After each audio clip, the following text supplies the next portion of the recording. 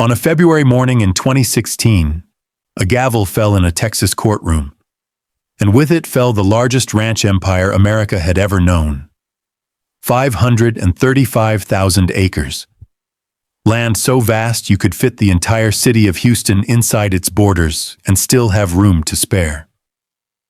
For more than a century and a half, this empire had belonged to one family, the Waggoners. But on that cold February day, it was sold to a stranger for $725 million. The end came not from drought or economic collapse, but from something far more destructive. A family that could no longer bear to look at one another. To understand how an empire this mighty could fall, we must travel back to a time when Texas itself was barely tamed, when a young man arrived in this wild country with nothing but a rifle and a dream that would change everything. The year was 1849. Daniel Wagner was just 16 years old when he first saw the rolling plains of North Texas. The land stretched endlessly in every direction, covered in tall grass that moved like ocean waves under the relentless wind.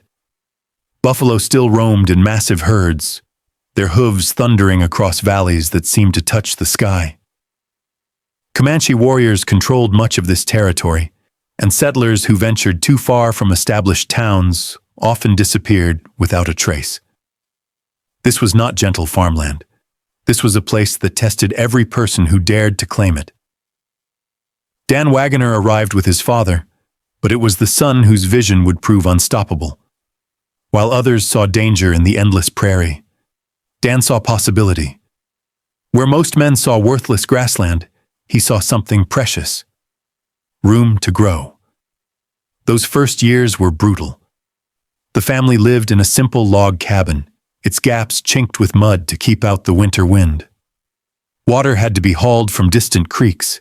Food came from what they could hunt or grow in small gardens protected from roaming cattle. At night, the darkness was complete, broken only by stars so bright they seemed to hang just overhead.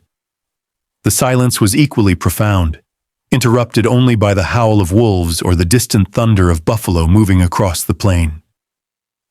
Young Dan learned quickly that this land demanded respect. A man could die from snakebite, from falling off his horse in some remote canyon where no one would find him for weeks, from simple exposure during one of the blue northers that came roaring down from the Rockies, with temperatures dropping 50 degrees in an hour.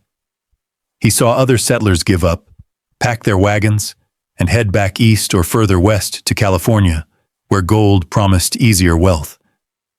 But Dan stayed. Something in him responded to this harsh country, recognized that beneath its brutal exterior lay opportunity that patient men could harvest. His first cattle were scraggly Texas Longhorns, tough animals bred by generations of survival in harsh conditions. Dan gathered them where he could, buying strays from other settlers, rounding up wild cattle that roamed the brush country. He was tall and lean, with eyes that could read weather patterns in the clouds and water sources in the curve of the land. He didn't waste words, but when he spoke, people listened. Because Dan Wagner understood something fundamental about this country. It wasn't about owning a few acres and working them hard. It was about scale. The land was too dry, too brutal for small farms, but for cattle, for animals that could graze across vast distances, this country was perfect. So he began to acquire land, not in tens or hundreds of acres, but in thousands. By 1854, Dan had claimed 15,000 acres. By the end of the 1860s, that number had grown to 150,000. He didn't buy it all at once. He leased from the state, purchased from railroad companies, and claimed wherever he legally could. And when the law was unclear, which it often was in those early days, he simply put his cattle on the land and dared anyone to move them. His brand became one of the most recognized symbols in Texas. 3 reversed Ds, each one connected. The mark burned into thousands of cattle hides, a signature written across the prairie itself.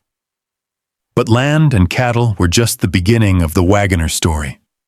What came next would transform everything. In 1881, oil was still a curiosity in most of America. A few wells had been drilled in Pennsylvania, but in Texas, ranchers thought of oil as a nuisance, black liquid that poisoned water wells and made cattle sick. Dan Wagner was no different. When his cowboys reported oily seeps bubbling up from the ground near a place they called Electra, Dan supposedly said, "Damn the oil, I want water." The story may be apocryphal, but it captured perfectly the attitude of old-time ranchers who saw cattle, not minerals, as the true wealth of Texas. But his son, William Thomas Waggoner, known to everyone as Tom, saw things differently. Tom had inherited his father's shrewdness, but possessed a hunger for modernization that the old man didn't share. Born in 1852, Tom grew up during the transformation of Texas from raw frontier to something approaching civilization. He watched railroads snake across the prairie, saw towns spring up where only grass had grown, witnessed the arrival of telegraph lines that connected this remote country to the wider world. He understood that the future wouldn't look like the past, no matter how much his father wished otherwise. When genuine oil discoveries began happening across Texas in the early 1900s, with the massive Spindletop Gusher near Beaumont in 1901 changing everything, Tom convinced his father to let drillers sink wells on Waggoner land. The old man agreed reluctantly, certain it would prove a waste of time and money. What they found changed the family forever. The first wells came up dry or produced only small amounts, but Tom persisted, convinced that the surface seeps meant larger reserves waited below. He brought in experienced drillers from Pennsylvania and Louisiana, men who understood the science of finding oil in ways that cattle ranchers didn't. The Electra oil field, discovered in 1911, turned out to be one of the richest strikes in North Texas. Black gold erupted from the ground with such force that workers scrambled to contain it. Within months, wooden derricks sprouted across the prairie like strange mechanical trees, their rhythmic pumping creating a new sound in country that had known only wind and cattle. The money that flowed from those wells was staggering. In a single year, the Waggoner Ranch made more from oil than Dan had made in 50 years of ranching.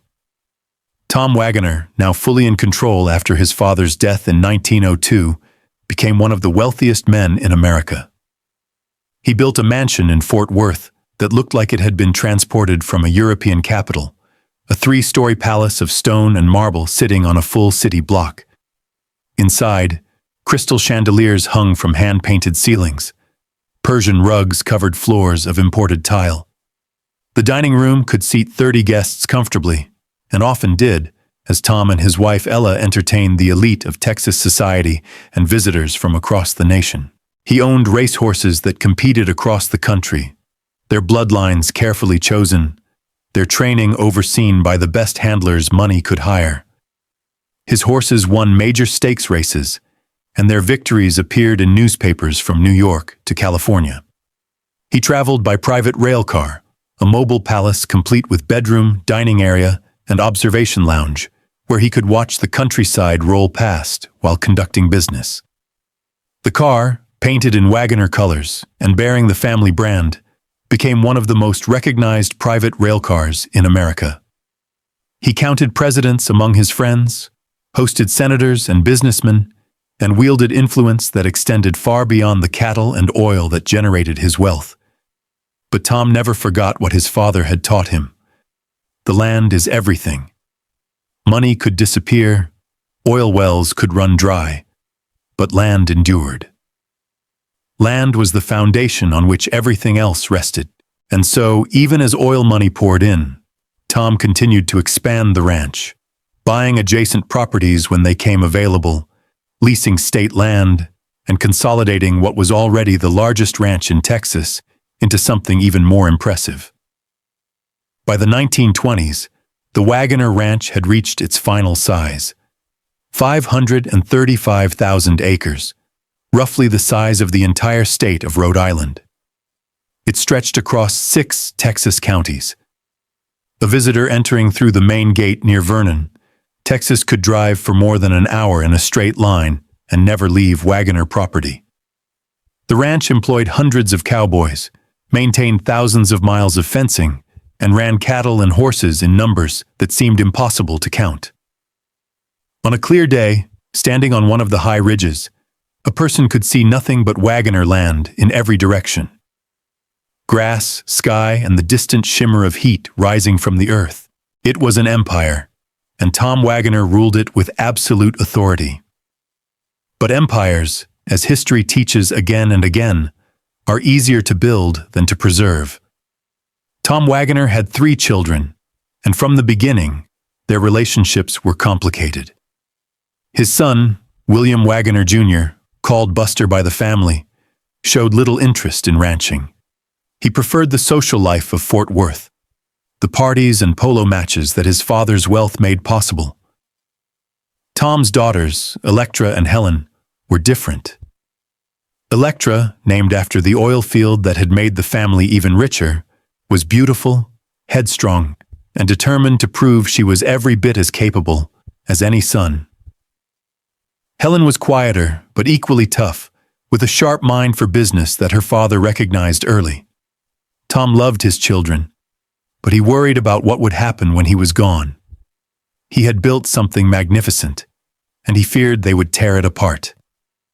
He tried to plan for the future. In his will, Tom created a structure designed to keep the ranch intact. No one heir could sell their share without the others agreeing. The ranch had to remain whole, operated as a single unit. Profits would be divided, but the land itself would stay together. It seemed like a wise solution, a way to protect his legacy from the natural conflicts that arose when siblings shared wealth. But Tom Waggoner couldn't see the future. He couldn't know that his carefully constructed safeguards would one day become chains that bound his descendants to a prison of their own making. When Tom died in 1934, the fights began almost immediately. The trouble started with Electra, beautiful, willful, and convinced she deserved more influence than her brother and sister were willing to give her. She had married and divorced a Philadelphia sculptor, scandalizing Fort Worth society in an era when divorce carried social stigma that could ruin a woman's reputation. But Electra didn't care what society thought. She lived in New York, moved in artistic circles that included writers, painters, and theater people, and spent money with a freedom that shocked the more conservative members of the family. She collected art, not just paintings, but sculptures and rare pieces from around the world. Her Manhattan apartment became a salon where creative people gathered, where conversations ranged from politics to philosophy to the latest developments in modern art. She threw parties that lasted until dawn, hosted musicians and poets, and generally lived a life that bore no resemblance to the careful, controlled existence of Texas society. Back in Fort Worth, her siblings watched with a mixture of envy and disapproval. They enjoyed the benefits of the Waggoner wealth, but they did so with more discretion, more awareness of their position and responsibilities. Electra seemed to have neither discretion nor any sense that wealth carried obligations beyond personal pleasure. But Electra wasn't just a socialite. She understood the value of what her father had built, and she wanted her fair share. She had grown up on the ranch, had ridden horses across those pastures, had listened to her father talk about land and cattle and the importance of preserving what they had. When the estate was divided after Tom's death, she felt cheated. The division had been done according to Tom's will, but Electra believed her brother had maneuvered behind the scenes to give himself advantages, to position himself as the real power while she and Helen received money but not control. The fights that followed would echo through the family for generations. Lawsuits were filed, lawyers argued in courtrooms, and private investigators were hired to dig up dirt on various family members. Siblings stopped speaking to one another except through attorneys. Christmas gatherings, once filled with laughter and the warmth of family, became cold formalities where people sat stiffly in the same room, saying only what politeness required, or were abandoned altogether as the breach became too wide to bridge even temporarily. The ranch continued to operate, but the family that owned it was breaking apart. The 1940s and 50s brought temporary peace. The Second World War created huge demand for beef, and Waggoner cattle helped feed American soldiers across Europe and the Pacific. Oil prices remained steady, and the royalties continued to flow. The ranch itself was managed by skilled foremen who understood cattle and land better than any of the heirs who nominally controlled it. For a time, it seemed as though the Waggoner ranch might survive the family's dysfunction. But beneath the surface, resentment grew. Each generation added new voices to the conflict, new opinions about how the ranch should be run and who deserved what share of the profits. The legal structure Tom had created, meant to protect unity, instead guaranteed endless disputes. No one could make a major decision without the others agreeing, but the heirs almost never agreed on anything. By the 1970s, the original siblings were gone, and their children had taken over. These descendants had grown up wealthy but frustrated, benefiting from the ranch, but unable to fully control it. Some wanted to modernize, to invest in new technology and breeding programs. Others wanted to preserve tradition, to run the ranch exactly as their grandfather had. And a few simply wanted to sell their shares and walk away with cash. But Tom's will prevented any of that. The ranch was locked in place, frozen by rules written by a man who had been dead for decades. The estate became a battlefield, where every decision, from which bulls to buy to where to drill for new oil wells, required negotiations that often ended in stalemate or courtroom fights. The main ranch house, a sprawling structure near the town of Vernon, had once been the heart of family gatherings. Built of Texas limestone with wide porches and high ceilings designed to catch the breeze, it sat on a rise overlooking thousands of acres of grassland. The stone had been quarried locally, cut from hills where dinosaurs had walked millions of years before. Each block bore the marks of the stonemasons who had shaped it, men whose names were now forgotten, but whose work endured. Inside, the walls were lined with photographs spanning generations. Dan Wagner standing beside his first herd, his face already showing the lines that came from years of squinting into the Texas sun. Tom in a three-piece suit, looking every bit the oil baron, his watch chain gleaming with gold, cowboys on horseback, their faces weathered by sun and wind, their eyes carrying that far-seeing quality that came from watching horizons for signs of weather or straying cattle. There were photos of roundups, huge gatherings where hundreds of cattle milled in clouds of dust, while mounted men worked to separate them. Pictures of children on ponies, of women in long dresses standing on the porch, of Model T Fords parked in front of the house before the driveway was paved. The house remembered when the family had been united, when success had felt like destiny rather than burden. It remembered dinner tables filled with conversation and laughter, children running through the halls playing games that made the adults smile, Christmas mornings when presents were opened by the fireplace and the smell of coffee and bacon filled the air. It remembered summer evenings when the family gathered on the porch to watch the sunset paint the western sky in shades of orange and red, when the conversation was easy and no one worried about lawsuits or divisions of assets. But by the late 20th century, most heirs rarely visited. The house stood quiet, cared for by staff who kept it clean and maintained, but couldn't give it life. The photographs watched from the walls, silent witnesses to how far the family had fallen from those early days of unity and shared purpose. The land itself remained magnificent. Driving across the Waggoner ranch was like traveling through several different worlds. In the north, near the Red River, the terrain was gentle and rolling, covered in buffalo grass and dotted with stock tanks that shimmered like mirrors under the Texas sun. Here, cattle grazed peacefully, and the horizon seemed to curve with the earth. Further south, the land grew rougher. Mesas rose from the plains, their red rock faces glowing at sunset. Canyons cut deep into the ground, their walls striped with layers of ancient sediment. Creek beds, dry most of the year, suddenly roared to life after summer thunderstorms, carrying water that rushed brown and wild toward the rivers. And everywhere, the sky dominated, vast and blue, broken only by the slow drift of clouds or the dark approach of a storm that you could watch for an hour before it arrived. The cowboys who worked the ranch loved it with a fierce, complicated devotion. Many came from families that had worked Waggoner land for 3 or 4 generations. They knew every pasture, every water source, every place where cattle liked to gather in the heat of summer. A man might say, "Put those heifers in the South Dutchman pasture," and everyone knew exactly where he meant. Could picture in their minds the particular stretch of grass and mesquite, the stock tank that sat near the northwest corner, the old windmill that still pumped water, even though electric pumps had been installed years ago as backup. They understood that this wasn't just a job. It was a way of life that was disappearing across most of America.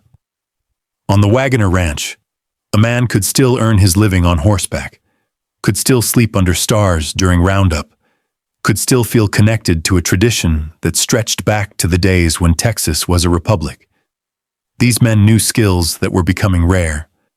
They could rope a running calf in rough country, could read tracks in the dust to tell how long ago a cow had passed and which direction she was heading, could look at a calf and know within days when it had been born just by its size and behavior. They could feel a change in the wind and predict whether rain was coming, could look at the grass and know if the range needed rest or could carry more cattle. Many had grown up on the ranch, sons of cowboys who had themselves been sons of cowboys. They had learned to ride almost before they could walk, had spent their childhoods following their fathers during roundup and branding, absorbing knowledge that couldn't be taught in schools or books, but had to be lived to be understood. They knew the satisfaction of working a full day in the saddle, of accomplishing something difficult through skill and patience rather than machines and technology. They knew the pleasure of standing in the bunkhouse at day's end, muscles aching in that good way that comes from honest labor, swapping stories with men who understood exactly what they were talking about because they had lived the same life. But they also watched the family fights with growing sadness. They saw how the heirs, most of whom had never ridden a cow out of a canyon or mended a mile of fence, argued endlessly over money and control. They watched lawyers in expensive suits fly in from Dallas and New York to argue about asset divisions and management structures, men who probably couldn't tell a Hereford from a Holstein and wouldn't last an hour doing the work that kept the ranch running. The cowboys wondered, as the years passed, how long the ranch could survive such division. They understood what the heirs seemed not to grasp, that a ranch wasn't just a piece of paper describing acres and assets. It was a living thing that needed constant care and attention, that demanded people who understood it at a fundamental level, who were willing to put its needs ahead of their own desires. The oil wells kept pumping. By the early 2000s, there were more than 1,000 active wells scattered across the property. Some were old, their wooden derricks replaced by modern equipment, but still producing after nearly a century. Others were new, drilled using horizontal techniques that could tap reserves the old-timers never knew existed. The royalty checks arrived monthly, divided according to the complicated formulas in Tom Waggoner's will. But even oil money couldn't ease the family tensions. If anything, it made them worse. Each heir looked at their share and wondered why it wasn't larger, why they didn't have more control, why the others couldn't see reason. In 2004, the conflict reached a breaking point. One group of heirs sued another, claiming mismanagement and demanding changes to how the ranch was operated.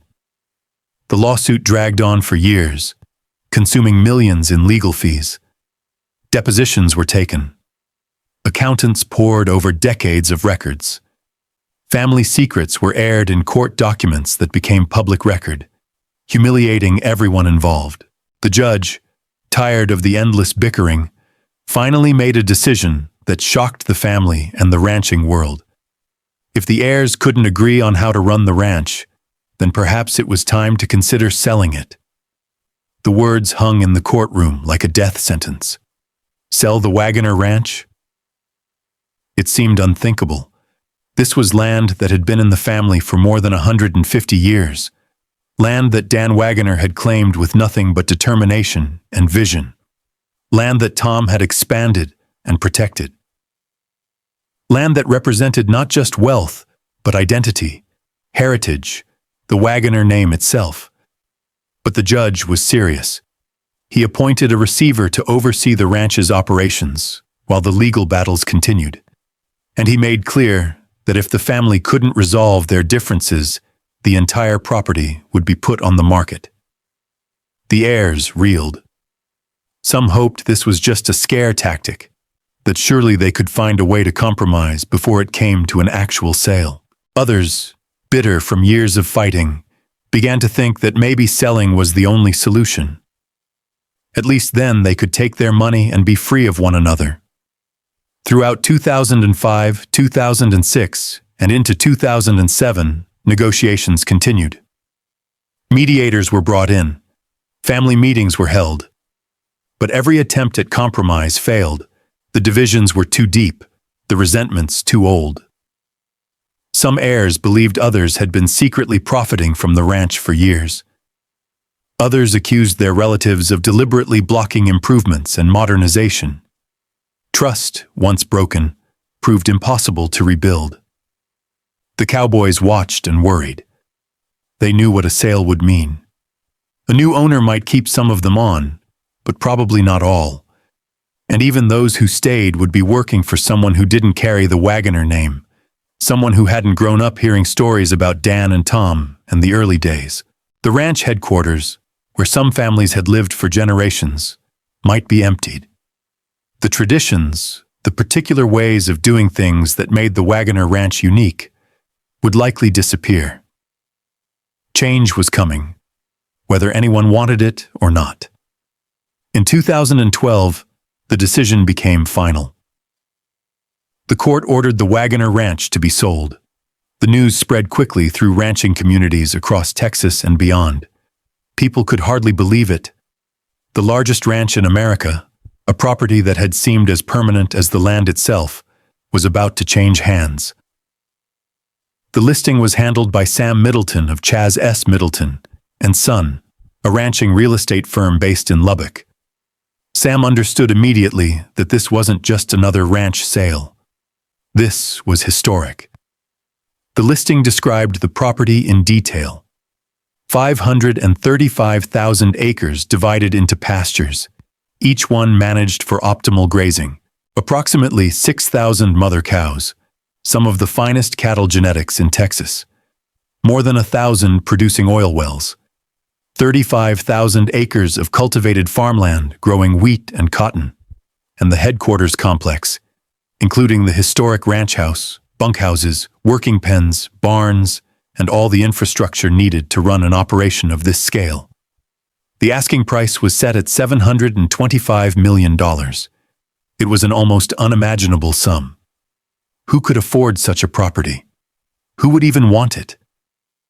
Running a ranch this size required not just money, but knowledge, dedication, and a willingness to embrace a lifestyle that most wealthy people had long since abandoned. The listing attracted attention from around the world. Foreign investors inquired, drawn by the sheer scale and the American mystique of a genuine cattle ranch. Wealthy individuals who had made fortunes in technology or finance asked for tours, curious to see if this might be a passion project worth pursuing. Other ranchers, some running properties a tenth the size of the Waggoner, came just to look, to walk land they had heard about their entire lives, but never expected to see. The tours were carefully managed. Prospective buyers would fly into Vernon, usually in private jets that landed at the small local airport. From there, they would be driven across the ranch, often spending 2 or 3 days covering as much ground as possible. They would see the cattle operations, watch cowboys working in the pens, branding and doctoring and sorting. They would visit some of the oil wells, watching the pumps lift and fall in their endless rhythm. They would drive through the rough canyon country, past red cliffs and hidden valleys where wild turkeys scattered at the approach of vehicles, and they would stand on the high points, looking out across land that rolled to the horizon, trying to comprehend what it would mean to own something this vast. Some fell in love immediately. Others were overwhelmed. A few recognized quickly that they didn't have the knowledge or temperament for this kind of life, and withdrew their interest. But one buyer kept coming back. Stan Kroenke was a name most Americans didn't know, though they might have recognized some of what he owned. He controlled the Los Angeles Rams football team, the Denver Nuggets basketball team, the Colorado Avalanche hockey team, and the Arsenal soccer club in England. His wife was heir to the Walmart fortune. Together, their wealth was estimated at over $8 billion. But despite all his holdings, Kroenke's first love was ranching. He had grown up in Missouri, the son of a lumber company owner, and had spent his youth around farms and small ranches. As his business empire grew, he had quietly assembled one of the largest collections of ranch land in America. He owned properties in Montana, Wyoming, Canada, and elsewhere in Texas. But he had never owned anything like the Wagner Ranch. This property represented something different. Not just size, though the scale was impressive, but history, legacy, a connection to the story of the American West that money alone couldn't create. When Kroenke toured the ranch, he didn't just look at cattle and grass and balance sheets. He asked questions about water rights, about grazing rotation, about the soil composition in different pastures. He wanted to know about the breeding program, which bulls were being used and why, what the weaning weights looked like, how the cattle performed compared to industry averages. He talked to the cowboys, wanted to know how they moved cattle, where the best grass grew, which areas needed rest. His questions revealed someone who understood ranching at a fundamental level, who saw the land the way Dan Wagner might have seen it more than a century before. He walked through the horse barns, examining the quarter horses that the ranch raised for its own use and for sale. The Wagner horses had a reputation throughout Texas, known for their intelligence, stamina, and cow sense. Kroenke asked about bloodlines, about training methods, about which mares were producing the best foals. He visited the working pens where cattle were processed, studying the flow and efficiency of the facilities. He drove through the rough canyon country, got out of the truck to walk to the edge of cliffs, where he could see for miles across land that rolled and folded like frozen waves of earth. At one point, standing on a mesa top with the wind strong enough to lean against, he simply stood silent for several minutes, looking out across the vastness, perhaps imagining what it would mean to be responsible for all of this. The negotiations took months. Kroenke's team examined every aspect of the property. Geologists studied the oil reserves, core samples drilled to understand what lay beneath the surface, production records analyzed to project future revenue. Range managers assessed the grassland condition, walking transects through dozens of pastures, counting plant species, measuring grass height, evaluating overall range health. Wildlife biologists surveyed the game populations, the deer and quail and turkey that also called the ranch home. Accountants reviewed decades of financial records, tracing income and expenses, looking for patterns, trying to understand the true profitability beneath the complicated structure that the family disputes had created. The asking price of $725 million was steep, even for someone with Kroenke's resources. But as the due diligence continued, it became clear that the property was worth it. The land alone, even without the cattle or oil, was valued at over $600 million. The oil wells generated steady income, and the ranching operation, despite the family's dysfunction, remained profitable. In February of 2016, the deal closed. Stan Kroenke became the new owner of the Wagner Ranch. The purchase price was exactly what had been asked, $725 million, making it the most expensive ranch sale in American history. For the Wagner heirs, the moment brought a complicated mix of emotions. Relief, certainly, that the fighting was finally over. Satisfaction for some that they would receive their share of the proceeds. But also sadness, regret, even shame. They had failed to preserve what their ancestors had built. They had let family conflict destroy a legacy that should have lasted for generations. Some of the heirs cried when they heard the sale was final. Others refused to talk about it, too hurt or too proud to acknowledge what had happened. A few simply took their money and disappeared, wanting nothing more to do with Texas or ranching or the Waggoner name. The cowboys faced their own reckoning. Kronka had promised to keep the ranch operating, to maintain its traditions, but promises from new owners were always uncertain. Some of the longtime hands were offered jobs and accepted, grateful to continue doing the work they loved. Others decided it was time to move on, to find positions on smaller ranches, where they might feel more connected to the owners. A few retired, their working lives bookended by the Wagner years, knowing they had been part of something that would never exist again in quite the same way. The ranch headquarters grew quiet. The main house, with its limestone walls and wide porches, sat empty for a time. The photographs still lined the walls inside, but now they felt more like museum pieces than family memories. Dan Waggoner staring out from his frame, stern and proud. Tom beside his racehorses, the picture of wealth and confidence. Cowboys from decades past, most of them now gone, their faces preserved in black and white. The house had witnessed everything. The glory years when oil money flowed and the family seemed invincible. The slow deterioration of relationships as siblings and then cousins fought over control. The final bitter years when the courts took over and the possibility of sale became real. Now it waited to see what its future would hold under new ownership. Stan Kroenke was not a man who sought publicity. Unlike some wealthy ranch owners who used their properties for social display, hosting celebrity guests and hunting parties designed to impress, Kroenke treated the Waggoner Ranch as a serious agricultural operation. He invested in improvements. New fencing went up in areas that needed it. Water systems were upgraded.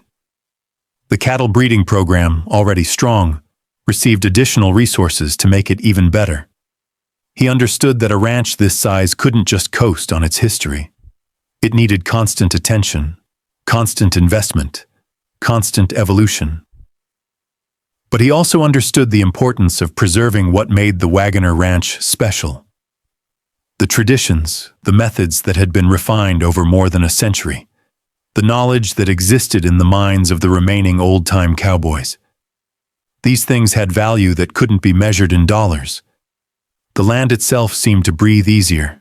For years, it had been caught in the middle of human conflict, its future uncertain, its management sometimes hampered by the family's inability to agree on anything. Now, under single ownership, decisions could be made quickly. Pastures that needed rest got it. Investments in conservation and wildlife habitat moved forward. The ranch began to function the way it was meant to, as a single unified operation rather than a collection of disputed assets.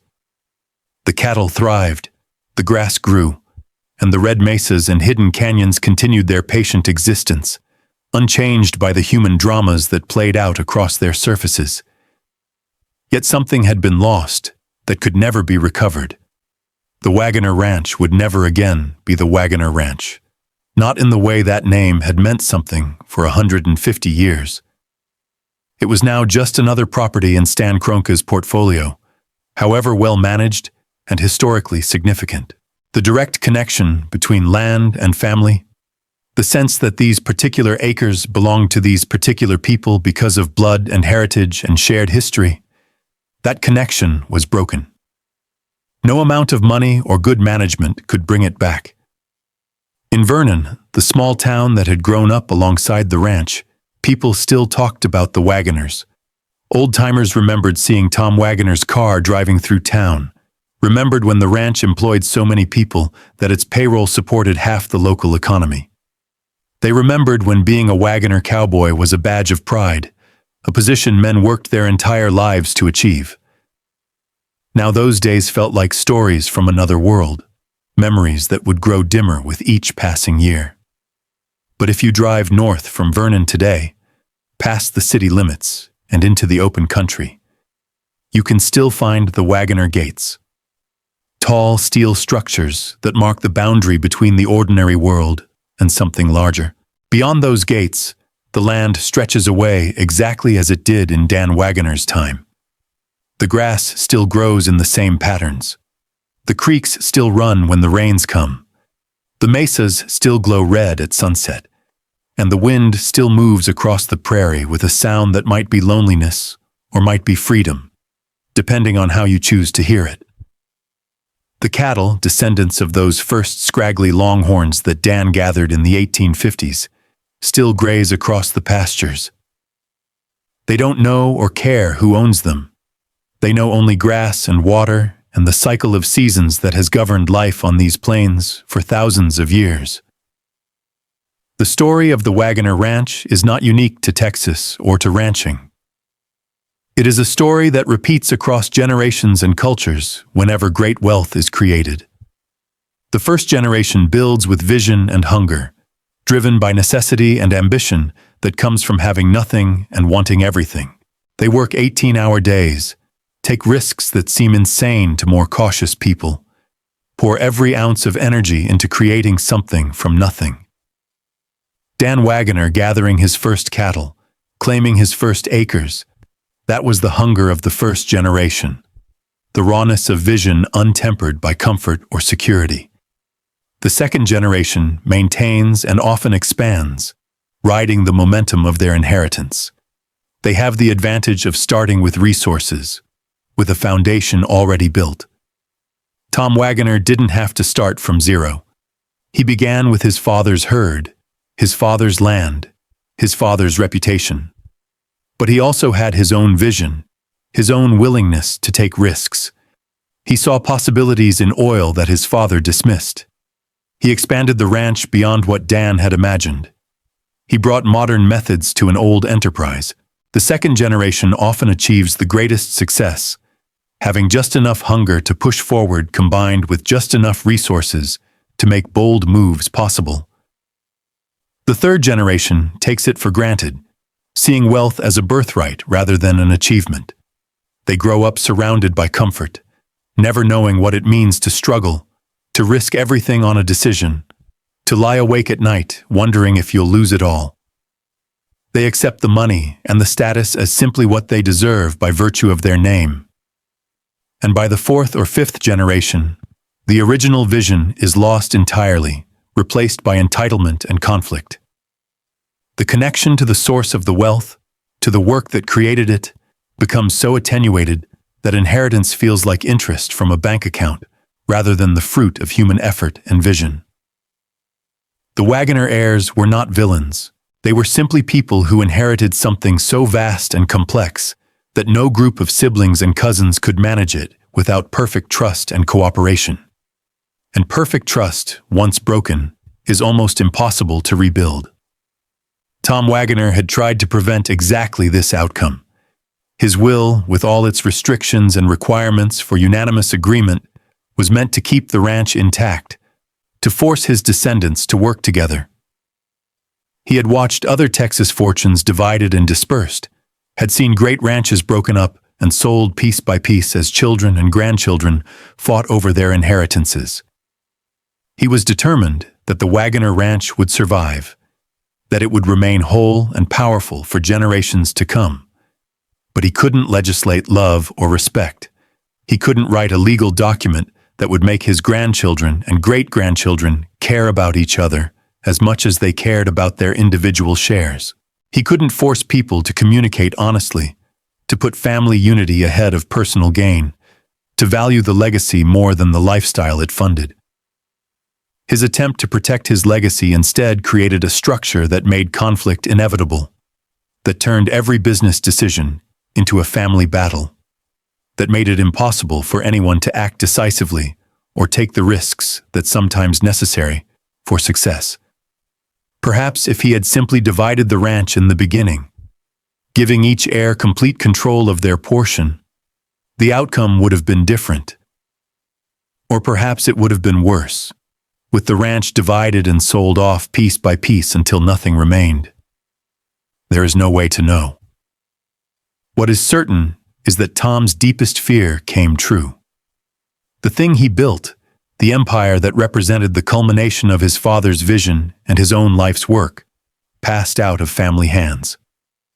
Walking through the ranch headquarters today, a visitor might notice something striking.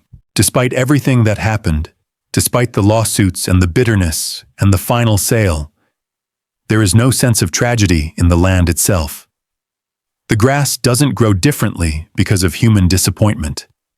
The cattle don't graze with less enthusiasm because their owners changed.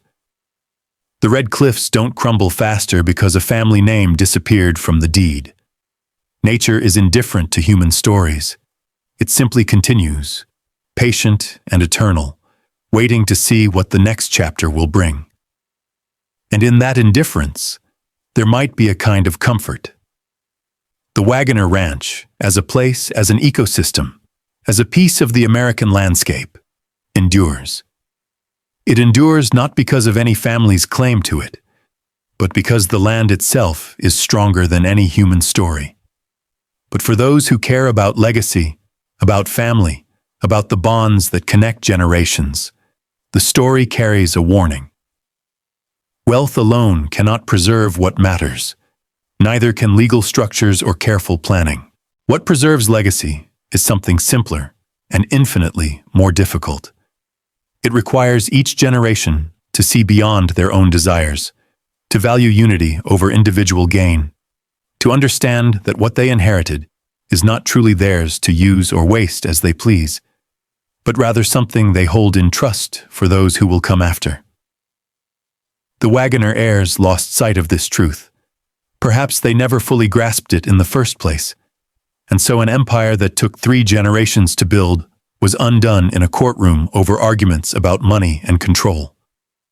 The cowboys who remain on the ranch sometimes gather in the evenings after the day's work is done and talk about the old times.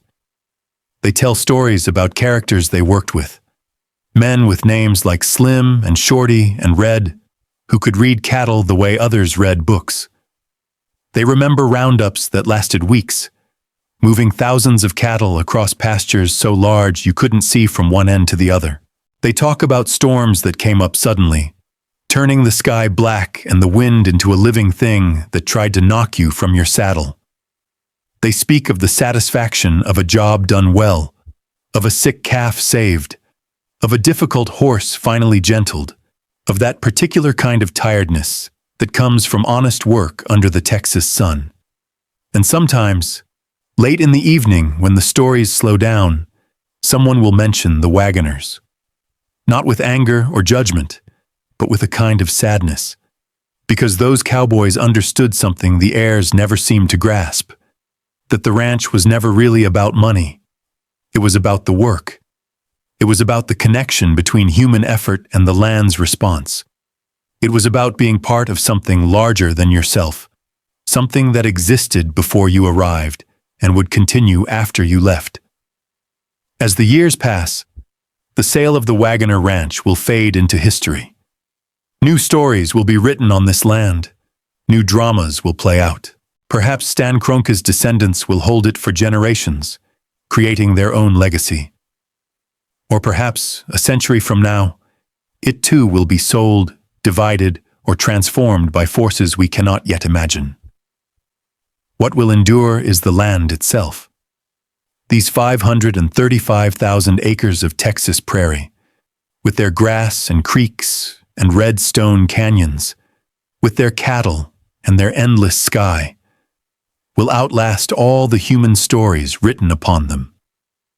They existed long before Dan Waggoner arrived, and they will exist long after the last person who remembers the Waggoner name is gone. In the end, we are all just temporary custodians of the land, holding it for a brief moment before passing it on. The question each generation must answer is simple but profound. Will we leave it better than we found it? Will we preserve not just the land itself, but the values and vision that made it meaningful? Or will we, like the Waggoner heirs, allow our conflicts and our selfishness to destroy what we were meant to protect? The auction gavel fell. The sale was complete. An empire changed hands. But the land, patient and eternal, simply waited to see what would come next. The grass kept growing. The wind kept blowing. And somewhere on a distant ridge, a cowboy sat on his horse, looking out across pastures that rolled toward the horizon, thinking about legacy and loss, about dreams built and dreams broken, about the price of paradise and the cost of letting it go.